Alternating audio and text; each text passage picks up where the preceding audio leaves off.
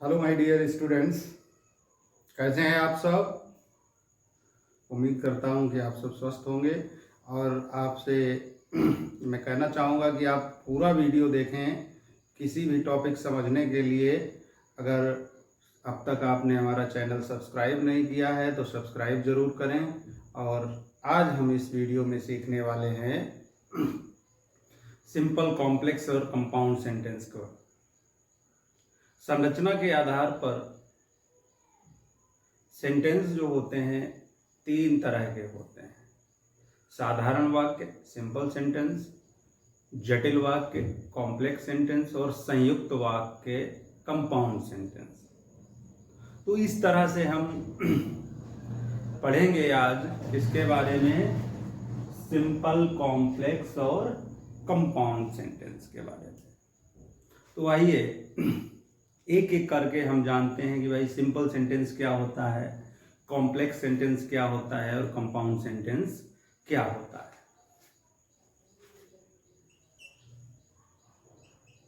Simple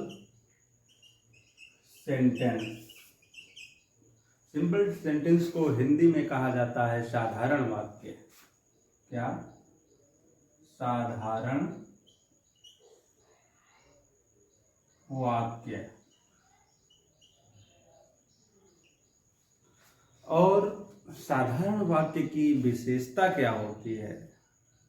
एक subject, एक finite verb और कह सकते हैं कि एक मेन क्लॉज ही क्या कहलाता है? साधारण वाक्य कहलाता है। तो साधारण सेंटेंस में क्या होगा आपकी? One subject, one finite verb, finite verb, या कह सकते हो कि ये एक क्या होता है? मेन क्लॉज होता है। मेन क्लॉज होता है। अब बात आती है कि भाई फाइनाइट वर्ब क्या होता है? फाइनाइट वर्ब क्या होती है? लिमिटेड। Finite means limited. जो वर्ब किसके? सब्जेक्ट के नंबर, पर्सन और टेंस के अकॉर्डिंग यूज की जाए उसी को हम फाइनाइट वर्ब कहते हैं। तो क्या होगा, क्या विशेषता है सिंपल सेंटेंस की? कि जैसे फॉर एग्जाम्पल हमने कहा he has a golden ring. अब देखो, ही हैज अ गोल्डन, अब एक सब्जेक्ट, एक फाइनाइट वर्ब और ये पूरा जो है क्या है? ये अपने आप में मेन क्लॉज है। मेन क्लॉज है, मुख्य उपवाक्य है। क्लॉज की क्या डेफिनेशन होती है कि अपना, जिसका अपना सब्जेक्ट और प्रेडिकेट होता है वही क्लॉज होता है। यहाँ ये ही क्या है? सब्जेक्ट है द गोल्डन रिंग है प्रेडिकेट है। तो साधारण वाक्य में क्या होगा? एक वाक्य, एक सब्जेक्ट, एक फाइनाइट वर्ब। ठीक है, फाइनाइट वर्ब या वो वर्ब होती है जो सब्जेक्ट के नंबर, पर्सन और टेंस के अकॉर्डिंग यूज की जाए, लिमिटेड रहे, उसी को हम फाइनाइट वर्ब कहते हैं। साधारण वाक्य इस तरह से होते हैं और दिखाते हैं, जैसे he is too tired to run, is too tired to run. Okay, he is too tired to run. अब देखो, एक ही फाइनाइट वर्ब है, एक सब्जेक्ट है। ठीक है, तो जहां पर जिस सेंटेंस में एक वर्ब फाइनाइट होगी और एक सब्जेक्ट होगा वो होता है हमारा सिंपल सेंटेंस, साधारण वाक्य उसे हम कहते हैं। Number 2 is complex sentence.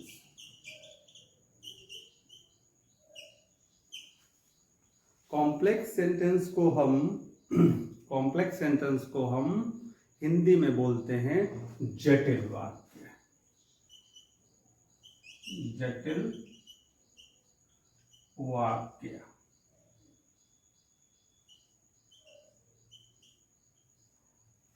अब इसकी क्या जटिलता होती है, कॉम्प्लेक्सिटी क्या होती है? कॉम्प्लेक्स सेंटेंस में क्या होगा, एक सबऑर्डिनेट क्लॉज होगा, एक मेन क्लॉज, एक सबऑर्डिनेट क्लॉज। ओके एक से अधिक भी सबऑर्डिनेट क्लॉज हो सकते हैं। तो कॉम्प्लेक्स सेंटेंस की क्या डेफिनेशन होती है कि इसमें एक मेन क्लॉज, एक सबऑर्डिनेट क्लॉज होता है, उसी को हम क्या बोलते हैं, कॉम्प्लेक्स सेंटेंस बोलते हैं। क्या कम से कम वन मेन क्लॉज होगा, एट लीस्ट मेन क्लॉज, और एक वन या और मोर, वन और मोर, एक से अधिक भी क्या हो सकते हैं, सब ऑर्डिनेट क्लॉज होगा। अब मेन क्लॉज क्या होता है, जो क्लॉज अपने आप में कंप्लीट हो, जो दूसरे पर निर्भर ना हो, डिपेंड ना हो, वो क्या होता है, मेन क्लॉज होता है, जिसे हम प्रिंसिपल क्लॉज भी बोलते हैं और इंडिपेंडेंट क्लॉज भी बोलते हैं। सबऑर्डिनेट क्लॉज क्या होता है, हमेशा मेन क्लॉज पर डिपेंड रहता है अपने कंप्लीट अर्थ के लिए, इसीलिए सबऑर्डिनेट क्लॉज को डिपेंडेंट क्लॉज भी बोला जाता है। चलिए आगे देखते हैं इसके एग्जाम्पल। जैसे he has a ring, जो साधारण वाक्य में आपको सिंपल सेंटेंस समझाए थे, उन्हीं को हम क्या करेंगे, कॉम्प्लेक्स की तरह समझेंगे। he has a ring which is made of gold. he has a ring which is made of gold। अब देखो यहाँ पर एक तो हिस्सा ये है और एक हिस्सा ये है, लेकिन he has a ring, ये मेन क्लॉज है क्योंकि ये अपने आप में कंप्लीट है, और which is made of gold is सब ऑर्डिनेट क्लॉज है। क्या है, सब ऑर्डिनेट क्लॉज है, क्योंकि ये मेन क्लॉज पर डिपेंड है। ये क्या है, मेन क्लॉज को हम प्रिंसिपल क्लॉज भी बोलते हैं, प्रिंसिपल क्लॉज या इंडिपेंडेंट क्लॉज, इंडिपेंडेंट क्लॉज, क्योंकि ये अपने आप में पूर्ण होता है, इसीलिए इसे मेन क्लॉज कहा जाता है। अब इसे अगर हम डिलीट कर दें, he has a ring which is made of gold, ये क्या मेड ऑफ गोल्ड, पता ही नहीं चल रहा क्या है, कंप्लीट नहीं हो पा रहा है, इसलिए ये डिपेंड है इस पर, इसीलिए इसे बोला जाता है डिपेंडेंट या सब ऑर्डिनेट क्लॉज। अब सबऑर्डिनेट क्लॉज जो होगा उसमें सबऑर्डिनेट कंजंक्शन होगा। कौन कौन से होंगे, ये कुछ मेजर सबऑर्डिनेट कंजंक्शंस में क्लॉजेस में यूज करने वाले वर्ड्स मैं आपको बता देता हूं। जैसे आपका दैट है, इफ है, सो दैट है, एज है, एज इफ है, सिंस है, बिकॉज है,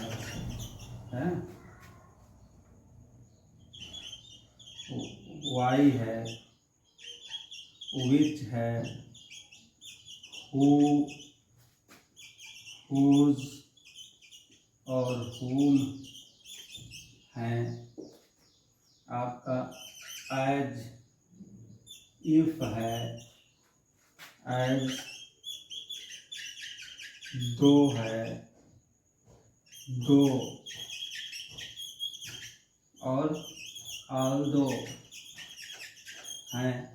ये जो है कुछ मेजर वर्ड्स हैं, मेजर सबऑर्डिनेटिंग, ठीक है, जहाँ पर ये यूज हैं होते हैं, समझ लो कि हमारा सेंटेंस कैसा है, कॉम्प्लेक्स है, ठीक है।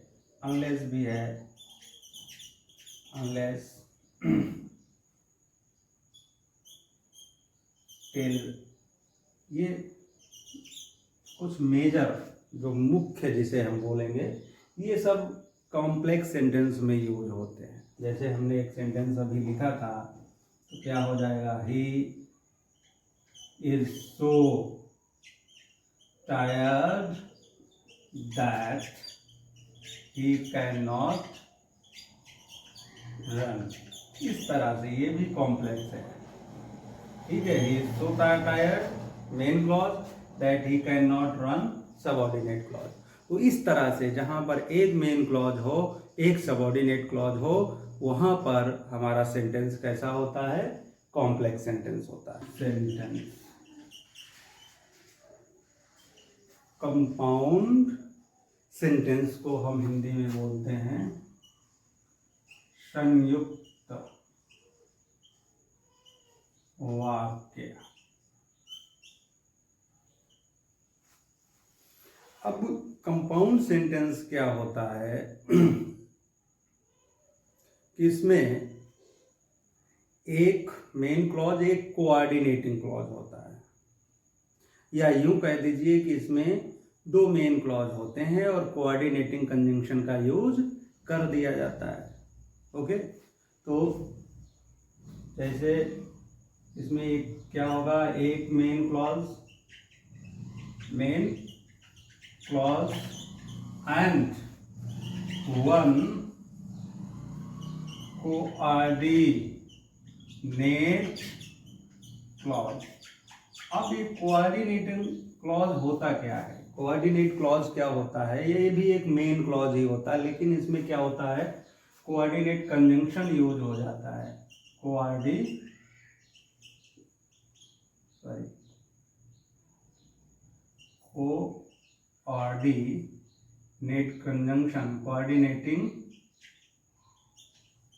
कंजंक्शन यूज हो जाता है। वहां पर क्या होगा, एक कंपाउंड सेंटेंस होगा।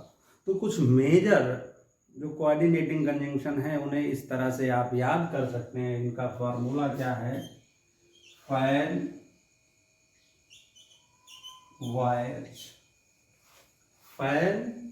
वाइज, जहां पर एफ का मतलब है फॉर, ए का मतलब है एंड, एन का मतलब है नॉर, बी का मतलब है बट, ओ का मतलब है यार, वाई का मतलब है एट, और एस का मतलब है सो। जैसे फाइन का F means for, A stands for and, A का मतलब है एंड, एन का मतलब क्या है नॉर, और बी का मतलब है बट, ओ का मतलब है और,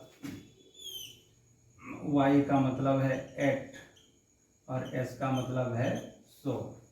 ये कुछ मेजर मुख्य कोऑर्डिनेटिंग कंजंक्शंस हैं जो कंपाउंड सेंटेंस में यूज किए जाते हैं। जैसे हमने बोला he is poor but he is honest.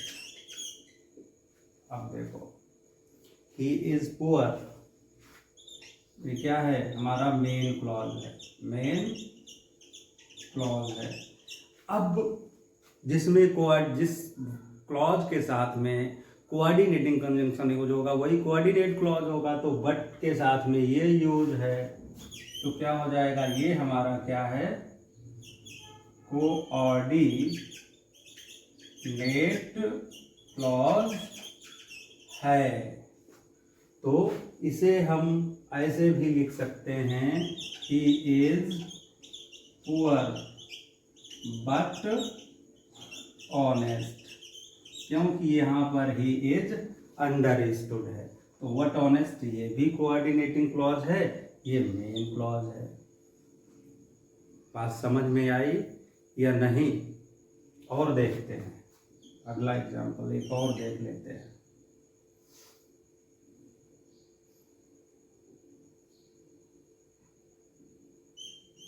जैसे डू और डाई, हमने लिख दिया डू और डाई, ठीक है। तो यहाँ डू क्या है, मेन क्लॉज है, और डाई कोऑर्डिनेटिंग क्लॉज है। ओके, जैसे he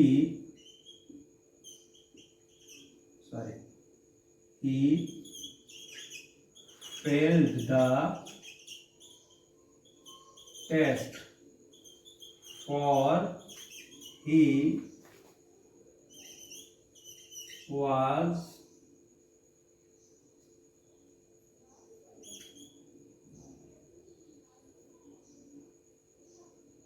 ill।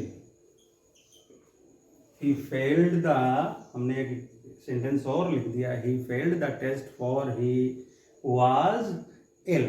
अब यहाँ देखिए, he failed the test, ये हमारा मेन क्लॉज है, और for he was ill ये कोऑर्डिनेटिंग क्लॉज है।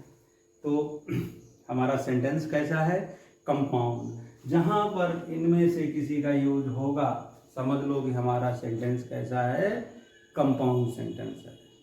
ओके, तो इस तरह से हम इन जो हमारे संरचना के आधार पर जो वाक्य होते हैं, सिंपल, कॉम्प्लेक्स, कंपाउंड, उन्हें हम ऐसे समझ सकते हैं।